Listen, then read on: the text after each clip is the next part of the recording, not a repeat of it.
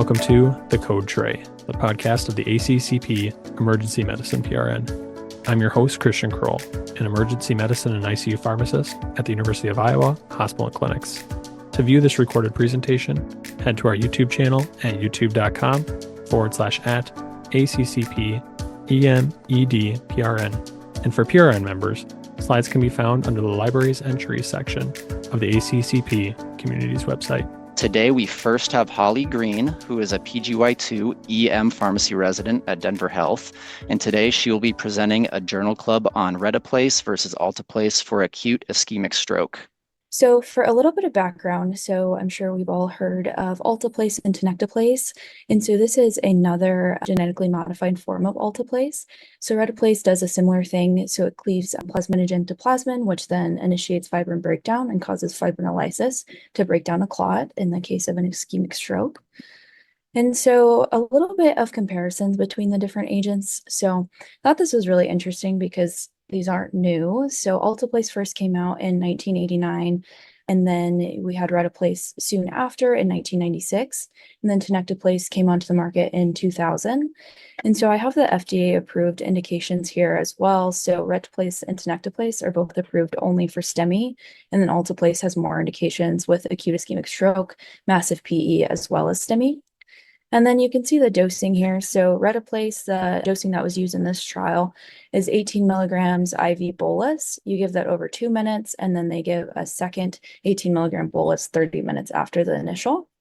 And then Alteplase standard dosing here, it's 0.9 mg per kilo, max of 90 milligrams. You have 10% out as a bolus, and then the rest over an infusion over an hour.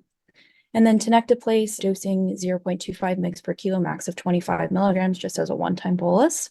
And we can look at the cost here. So the cost for Reteplase is broken down in units online. So for 20 units, that would be about the amount that you would need in this situation. 18 plus 18 is $3,600, whereas Alteplase and Tenecteplase are a little bit more expensive, about $10,000, with Alteplase being the most expensive. And then lastly, looking at the fibrin specificity. So Reteplase is the least fibrin specific, Alteplase in the middle, and then you have Tenecteplase that's quite a bit fibrin specific than either of the others. Okay, so now looking at the prior literature. So like I said, these agents are quite old. So this is a study in 1997 that compared Reteplase with Alteplase, and this was for acute MI. And so in this study, they randomly assigned patients 2-to-1 to receive Reteplase, 10 units, about 18 milligrams versus Alteplase. It's open label, and they had about 15,000 patients in 807 different hospitals in 20 different countries. Getting at the primary outcomes, so mortality at 30 days, they were similar here with about 7.5% for Reteplase, and then Alteplase a little bit over 7%. And then looking at the other events, so stroke with Reteplase, they again were similar between the two. And then looking at their combined endpoint of death or non-fatal disabling stroke, again, similar between the two. Then looking at bleeding complications, severe life-threatening bleeding in Reteplase was 0.95% versus Alteplase 1.2%. So again, similar there. And so now fast forwarding up into 2024. So this is a study that was kind of looking at the ultimate dosing for Reteplase versus Alteplase. They assigned patients 1-to-1-to-1. So two different Reteplase groups. One was 12 plus 12 milligrams, and that's 61 patients. Then they looked at the 18 plus 18, which is 67 patients. And then Alteplase, 52 patients. And so it was open label, but a blinded endpoint. This was at 17 different centers in China within 4.5 hours of symptom onset. And they looked at patients, adult patients up to 80 years old. And so looking for their primary efficacy outcome, they looked at the proportion of patients with the NIH score no more than 1 or a decrease of at least 4 points from the baseline at 14 days. And so looking at the two separate groups, so the 12 plus 12, 75% on the Reteplase group versus 72.7, and then Alteplase 78. So this was not significant here. Then looking at safety of symptomatic intracranial hemorrhage within 36 hours, 5%, which I think is kind of interesting with the 12 plus 12, 1.5 with the 18 plus 18, and then Alteplase of 2. Again, not significant, but you can kind of see how the 18 plus 18 made its way to be a little bit better than the 12 plus 12. But overall, Reteplase was well tolerated and did have similar efficacy to Alteplase.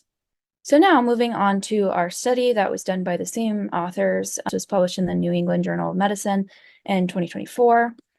And so this was conducted at 62 different sites in China, phase 3 multi-center, prospective, open label, non-inferiority randomized controlled trial with blinded assessment.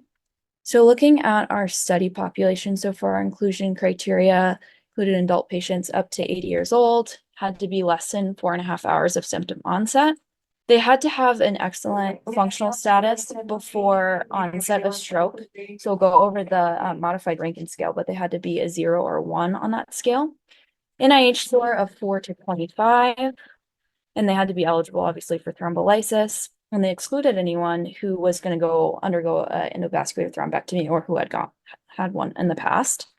So looking at our methods, so this is one-to-one group assignment. So there were a little over 1,400 patients, 707 in Reteplase, and then 705 in Alteplase.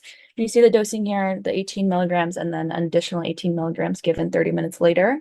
And then Alteplase, our standard stroke dosing here. So going on to our outcomes. So for their primary efficacy outcome, they're looking at excellent functional outcome, which was a score of 0 or 1 on the modified Rankin scale at 90 days. And so you can see here that represents no symptoms at all or non-significant disability. And we see as the scale continues going on to severe disability and then death out of 6. Then looking at our primary safety outcomes, so this was symptomatic intracranial hemorrhage within 36 hours after symptom onset, which is a common safety outcome that's reported in these studies. So then looking at our secondary efficacy outcomes, so they're looking at a good functional status, including 2, going up to slight disability on the modified Rankin scale at 90 days, and then looked at the distribution of the scoring at 90 days, recovery of their NIH score, which was defined as a decrease of at least 4 points, or less than or equal to 1 at 24 hours and at 7 days. So looking at the early functional return. And then looking at the Barthel index score of at least 95 at 90 days, which is kind of a scoring tool that looks at ADLs or their activities of daily living, including all these things here. And so a higher score represents less dependency. So a higher score would be better in this case, whereas 0 to 20 would be total dependency. So then moving on to our secondary safety outcomes. So they looked at symptomatic intracranial hemorrhage defined by ECAS-3 within 7 days, parenchymal hemorrhage within 36 hours, any intracranial hemorrhage, major hemorrhage, and then non-clinically relevant but non-massive hemorrhage, and then death from any cause, and any serious adverse events within 90 days. So then going on to our statistical analysis, they assumed, based on prior studies, that a modified Rankin scale of 0 or 1 would be achieved in 62.5% of patients in the Alteplase group. And so in order to provide 85% power for non-inferiority, they needed 1,412 patients, which is exactly what they were able to recruit. This was an intention to treat protocol, and then they used Poisson regression models to calculate risk ratios and logistic regression for the modified Rankin score analysis. So now going on to the baseline characteristics. So looking at median age was about 63 in both of the groups. About 30% of the patients were female, 100% of the patients were of Asian race, as this was conducted in China. Median weight was about 68 kilos. And then looking at their coexisting conditions. So about 75% also had hypertension, about 25% with diabetes, 40% with hyperlipidemia, 25% with the history of coronary heart disease, and then about 15% with an arrhythmia. Then going on to more baseline characteristics, so their NIH score at admission, so median was around 6. And then looking at patients that were from 4 to 7 was about 65% versus over 7, about 35%. And then modified Rankin scale before the stroke, so 0 was most of the patients, about 90%, and then 1 or 2 and between 6 and 10%. And then looking at the time from symptom onset to administration was about 3 hours in both of these groups. And then looking at less than 3 hours was about 50%, and then more, but the 3 to 4.5 hours was 52%, 53 in both groups. And then the median time of arrival to administration was about an hour in both groups. All right, looking at our results. So as far as our primary outcomes, so the modified Rankin scale of 0 or 1 at 90 days.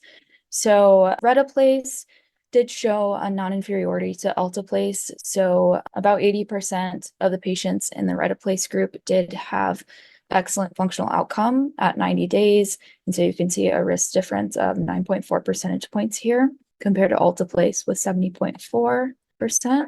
And then looking at our secondary outcomes, including patients who had a modified Rankin scale of 2, goes up to 85% or 79% here with a risk difference of 5.8. And then looking at dramatic recovery, I thought that this was interesting here, that the patients in the Reteplase group had a higher percentage of patients who had early dramatic recovery at 24 hours and at 7 days. So 58% at 24 hours versus 48, and then 74% versus 67%. So you can see the risk difference here.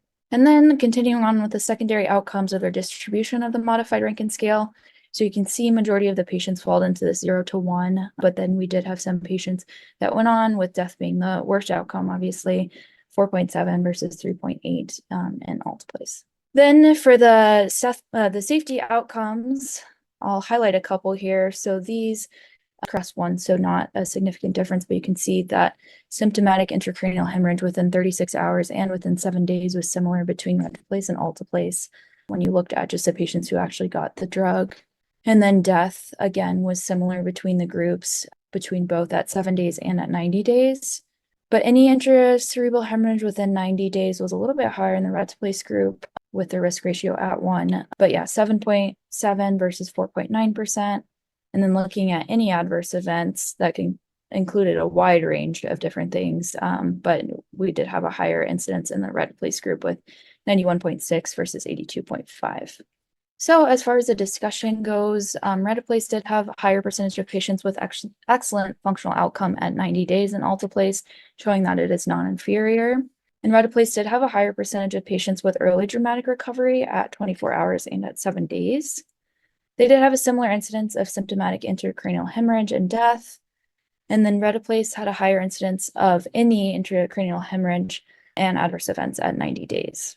So going on to the critiques, so the strengths I thought for the study was they did have a really large sample size. It was randomized, multi-center. They did use an intention to treat protocol.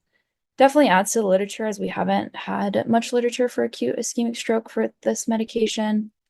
They used patients with lower NIH scores, so potentially that could be where you would most want to use this drug in. But as far as the weaknesses, it was open label. There's no comparison with tenecteplase, so I think that'd be really interesting to see in the future. So obviously we have some data for Alteplase, but need more tenecteplase. Then they did have some data missing for 3% of patients for the primary outcome. It was conducted in China, so less generalizability to our population in the United States. And then they excluded patients that were eligible for a thrombectomy, so something to keep in mind. And then also excluded patients older than 80, as we know that they'll be at higher risk of bleeding. And then the other thing I think is interesting with Reteplase is just kind of the administration difficulty. So I can picture in the emergency room, if you're starting somebody with a bolus and then have to wait 30 minutes for the next one with like transferring patients and just everything going on, I think that could definitely be kind of difficult with Reteplase as well. So as far as my conclusion, I thought that Reteplase was a reasonable and cheaper alternative to Alteplase in younger patients with lower NIH scores with debilitating symptoms of acute ischemic stroke if it's within the 4.5-hour window of symptom onset. And here are my references, and here's my contact information. So I can go ahead and take any questions now. If you have enjoyed this presentation content and would like to hear more, subscribe via your favorite podcasting app. Additionally, make sure to check out our YouTube page for all recorded presentations. Thank you for listening to this week's ACCP Emergency Medicine Journal Club presentation. Join us weekly for review and discussion of new journal articles in emergency medicine. This podcast provides general information only and does not offer individualized medical or professional healthcare services, including pharmaceutical advice. The contents and materials in the podcast are not intended to be a substitute for inpatient pharmaceutical advice, diagnosis, or treatment. And the use of the contents and materials in the podcast does not constitute a pharmacist-patient relationship. As a result, the information in and materials linked to this podcast are applied at the user or patient's own risk. Users or patients should consult their physician or personal healthcare professional. The user or patient should not ignore or delay seeking care because of something they heard on this podcast. In case of an emergency, the user or patient should contact their physician, call 911, or go to the nearest medical emergency facility. The views and statements expressed on this podcast are those of the host and guest and should not be interpreted to reflect the official position or policy of ACCP or the Emergency Medicine PRN.